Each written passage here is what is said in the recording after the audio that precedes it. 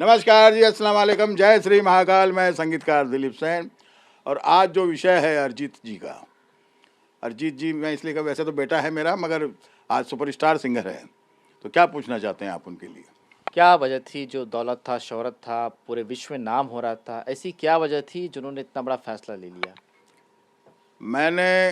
मेरी उम्र हो रही है 70 साल के करीब और हमारी 4 पीढ़ियाँ हैं फिल्म लाइन में। यानी 1935 से लेके 2026 तक हमारी सैन परिवार चला आ रहा है। बड़े बड़े सिंगर आए, सब गए, सब अपनी अपनी जगह पे सबके मुकाम हैं। आज भी सबके जो सिंगर चल रहे हैं उनके अपने अपने मुकाम हैं।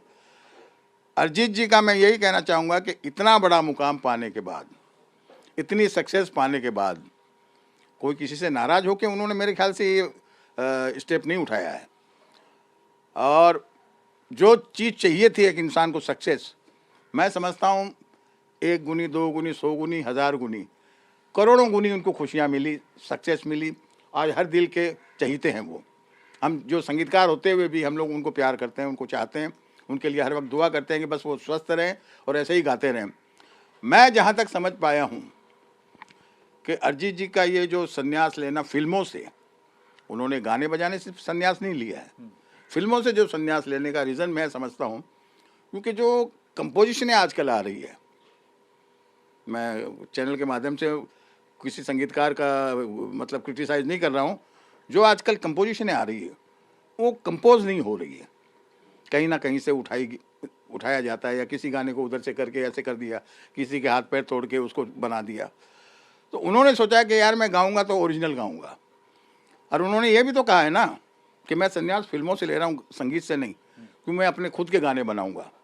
तो मुझे लगता है कि जिस तरीके से एक म्यूज़िक बैंक हमारे टी सीरीज़ के मतलब भाग्य विधाता कह दीजिए, अन्नदाता कह दीजिए, भीष्म पितामह कह दीजिए, गुलशन कुमार जी ने जैसे एक म्यूज़िक बैंक बनाया था जिसमें हम सब संगीतकार लोग आए थे, उसी तरीके से वो अपना शायद एक म्यूज़िक बैंक बनाना चाहते हैं।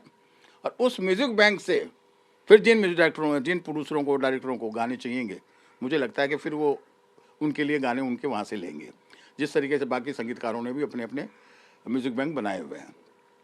तो कहीं ना कहीं मैं ये समझ रहा हूँ, क्योंकि म्यूज़िक बैंक उनके बनाने से एक उनको बेनिफिट ये है कि वो अपने मन के मुताबिक और सिचुएशन के मुताबिक अपना गाना बनाएंगे और गाएंगे, क्योंकि आज उनको किसी चीज़ की कमी नहीं है। जिस सादगी से वो रहते हैं, जिस सादगी से वो दिखते हैं, जिस सादगी से सबसे मिलते हैं, मैं नहीं समझता हूँ कि ऐसा कलाकार आज तक पैदा हुआ है, ना कभी होगा। लेकिन सर, फिल्मों ने उन्हें पहचान दिलाई, चाहे आशिकी 2 हो, ऐ दिल है मुश्किल हो, उनके गाने जो है वो आज भी धुन जो है लोग सुनाते। आखिर क्या वजह हो कि फिल्मों में उनके खुद के गाने होते थे, जिस तरह से वो बेस गानों में लेते थे। अभी बॉर्डर रूम में हमने उनका गाना भी सुना था। तो आपको लगता है कि फिल्मों से ज़्यादा उनको अच्छी पहचान मिली है? अब वो जो है किसी पहचान का मोहताज नहीं, तो फिल्मों की वजह है, तो फिल्मों से ही संन्यास लेना ये कहाँ तक वाजिब है? मैंने आपको बताया ना कि ओरिजिनल कंपोजिशन के लिए वो, मेरे को जहाँ तक मेरा मानना है कि ओरिजिनल कंपोजिशन मतलब कि कंपोजिशन बनाना। मैं 90 के दशक में जो हम लोग हिट हुए, या आज भी हमारा गाना लोग क्यों सुनते हैं, क्योंकि हम लोग उस वक्त सिचुएशन पे काम करते थे और सिचुएशन पे गाने लिखे जाते थे, सिचुएशन पे गाने बनाए जाते थे। सिचुएशन पे गाने के साथ साथ उनका म्यूज़िक भी वैसा ही सिचुएशन के हिसाब से होता था, जो आज नहीं देखने को मिल रहा है। जो आज का मैं म्यूज़िक सुन रहा हूँ, आप लोग भी म्यूज़िक सुन रहे हैं, कि वो फिल्म तक रहता है, फिल्म के बाद में वो म्यूज़िक चला जाता है। ये तो बहुत बड़ी बात है कि अरिजीत जी के जितने भी गाए हुए गाने हैं, वो फिल्म चाहे चले या ना चले, मगर अरिजीत जी के गाने चलते हैं। तो उन्होंने कहीं ना कहीं ये महसूस किया होगा कि यार मेरे फिल्में भी चलनी चाहिए, मेरे गाने भी चलनी चाहिए। तो उन्होंने ये स्टेप उठाया होगा शायद ये सोच के कि मैं उन्हीं फिल्मों के लिए अच्छा काम करूं जिनमें मेरे गानों की या मेरे म्यूज़िक की या मेरे आवाज़ की ज़रूरत हो। और मैं एक बात और भी बताना चाहूँगा कि ये बहुत पहले की बात है। एक फंक्शन में ये मुझे मिले थे, बहुत छोटे थे उस वक्त, और मुझे 3 बार उन्होंने कहा था कि सर मैं अरिजीत हूँ, मैं अरिजीत हूँ।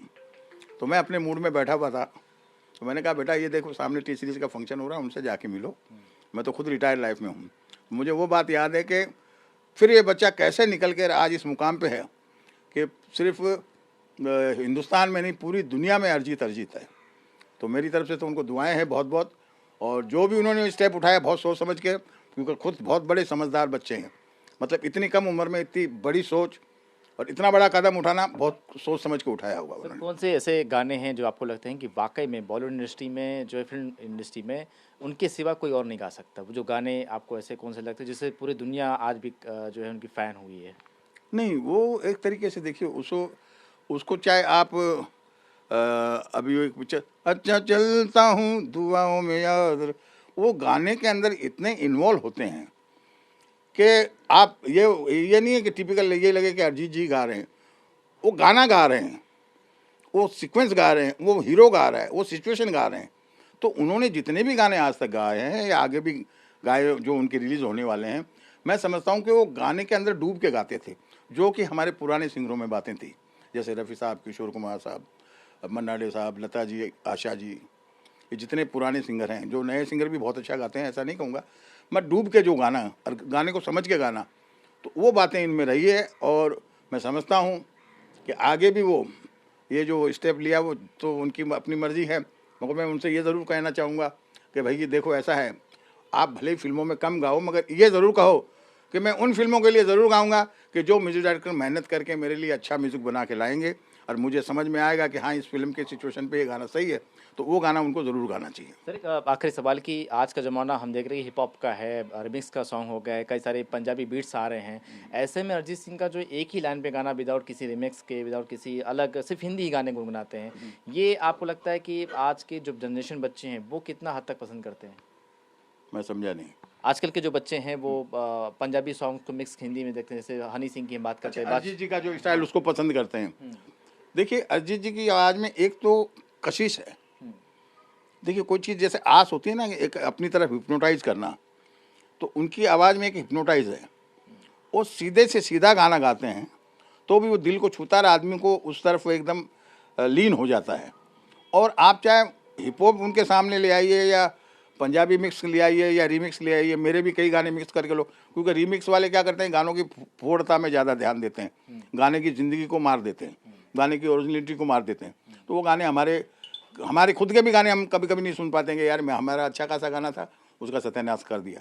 तो अरिजीत जी एक ऐसे मुकाम पे हैं और ऐसी आवाज़ है उनकी और ऐसे व्यक्तित्व हैं वो कि उनको किसी भी हिप हॉप से या कोई दूसरे टाइप के गानों से कोई डर नहीं है, ना मुझे लगता है कि भविष्य में कभी रहेगा।